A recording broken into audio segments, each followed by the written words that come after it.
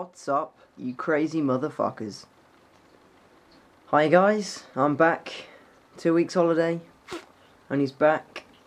It's James here from Holographic Jesus, and first thing you'll notice is that uber sweet intro, which I have to give definitely a special thanks to Horizon.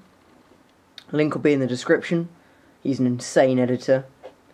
And yeah, so something new. Today, I thought, got back from holiday, got a few ideas with me, and this is one of them. Command & Conquer. First impressions from guessing you, the viewer, is kind of nerdy, which, due to the time when it was out, it wasn't, but compared to games nowadays like Black Ops, Modern Warfare 2, Rainbow Six, all that lot, it is, I suppose it is quite nerdy now, but yeah, when it first came out, I quite liked it. It came out in 2001. This is called Command & Conquer Red Alert 2. Now, I'm not going to really go over how many Command & Conquerors there are, because there are a lot. But when they first came out, during 1995 was the first one, they were massive. I think the first game sold 2 million copies in a week. Which, although nowadays, you know, it's nothing. But back then, it was just a massive, massive achievement. So anyway, the gameplay here is of a professional online match between two players, both of which have Soviet bases. And basically you'll notice you got things running around the map and all kinds of weird looking buildings and stuff like that. And basically it's because in Command & Conquer, in all of them, every single game, all of them, you build units as in troops, you build units as in buildings, you build everything basically. And so you get refineries which get you money, which your money then builds everything. You get your troops, you get infantry, you get dogs, you get paratroopers, you get planes, tanks, jets. You get these robot crawler things which can like get inside tanks and smash them to pieces. And map wise, it's not 3D, it's 2D graphics, which, as I said, for the time it was good, but obviously now we would consider that as not being very good. And as you can see, we've got a nice little tank battle going on between the two sides. One's purple, one's blue.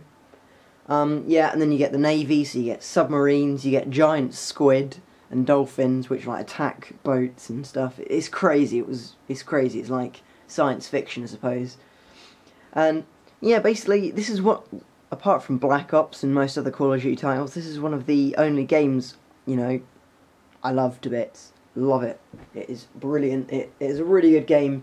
But the only problem is, it's one of those games where, unlike Black Ops, one of these games, just playing one of these games, unlike this one, this was a quite quick game, but they're the sorts that you play and, you know, you start at, I don't know, 4 o'clock, and by the time you've ended, you look and it's like 7. They go on for ages and ages, and I wouldn't say they get boring, because they don't, because if you start losing, then you start, you know, trying to win, and if you start winning, you either start showing mercy and let the player build up a bit more, or you just get so much fun of smashing the crap out of his base. So, yeah, it's also quite fun at the end when you're talking to people, because you can talk not via your headset but by the keyboard. It's funny because at the end, if you do win, or even if you lose sometimes, the other player will cry. That's right, they will cry. It'll be like, there'll be someone like a Justin Bieber fan who's just found out that they've sold out of tickets. It's just so funny. I suppose nowadays I wouldn't really recommend you go and buy it, because you'll just think it's crap when you compare it to other games, but when I first played this, I love it. I still love it now, and there is still quite a lot of people playing it. I think there's still a good couple of thousand people online, but obviously it is very small compared to Black Ops, that usually has about 500,000 people online. PSN network, by the way. Xbox may differ, or owning the game millions. But yeah, as I said, this is a good game. And speaking of which, this was 2001, and there's basically Red Alert 4, which is coming out soon, Red Alert 3, which came out a year or two ago, and there's just literally every year there's a new C&C game. So if you look at the modern C&C games we have now, it's just evolved so much. And to be honest, I don't really like that, because it's like they spoon feed you bullshit, and the 3D just ruins everything about it. The concept, the storyline, it just gets ruined.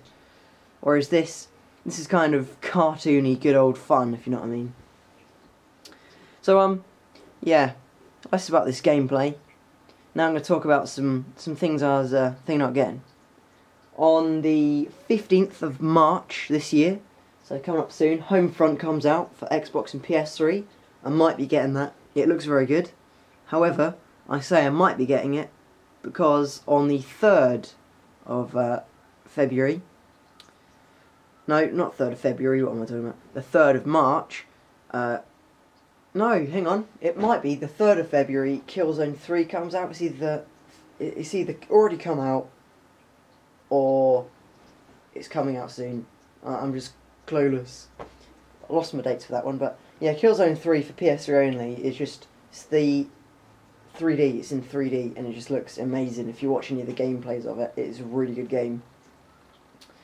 There's also Flashpoint, a new Flashpoint game coming out. I'm not sure when that one's coming out either. Clueless. Yeah, that's about all I'm really interested in at the minute. I might get Battlefield Bad Company 2 with a Vietnam expansion pack. That's looking pretty good. But apart from that, I might just, instead of getting a game, I might just spend my money on some new themes or something like that from the PS3, even though I've already got one. So yeah, as you can see, this is the last bit of the game, and this is where you just pulverise your enemy. They've got nothing left, and you've got an armada of tanks or jets or fuck knows, monkeys. And there you go, game over. So thanks for watching, guys, and this has been James. Guten Tag.